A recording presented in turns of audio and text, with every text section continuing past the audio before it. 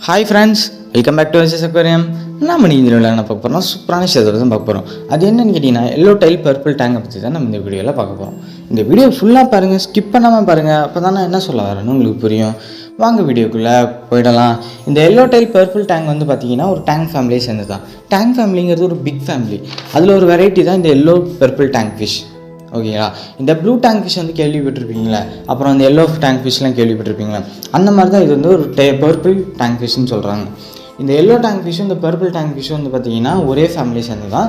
ஆனால் கலர் மட்டும் தான் வந்து வித்தியாசமாக இருக்கும். அது வந்து ஃபுல்லாகவே எல்லோ கலரில் இருக்கும், இது வந்து பர்பிள் கலரில் இருக்கும். அந்த டைல் வந்து பார்த்திங்கன்னா எல்லோ கலரில் இருக்கும். வேறு ஒன்றும் இல்லை, ரெண்டுமே ஒரே ஃபிஷ் தான்.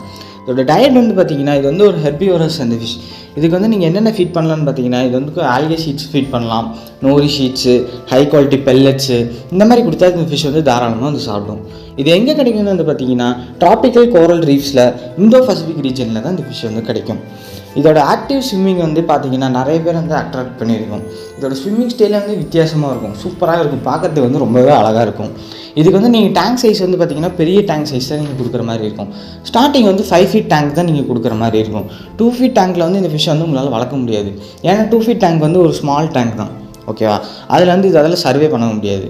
இன்னொன்று, உங்கள் டேங்க்கில் வந்து நீங்கள் ப்ராப்பராக ஒரு ஃபில்ட்ரேஷன் கொடுத்தா மட்டும்தான் இந்த ஃபிஷ்ஷை உங்களால் வளர்க்க முடியும். ப்ராப்பர் ஃபில்ட்ரேஷன் இல்லைன்னா இந்த ஃபிஷ்ஷை வந்து உங்களால் வளர்க்க முடியாது. இன்னொன்று, உங்கள் வாட்டரில் வந்து பிஹெச் லெவல் வந்து கரெக்டாக இருக்கணும். இன்னொன்று, சாலிட்டி லெவல் வந்து கரெக்டாக இருக்கணும்.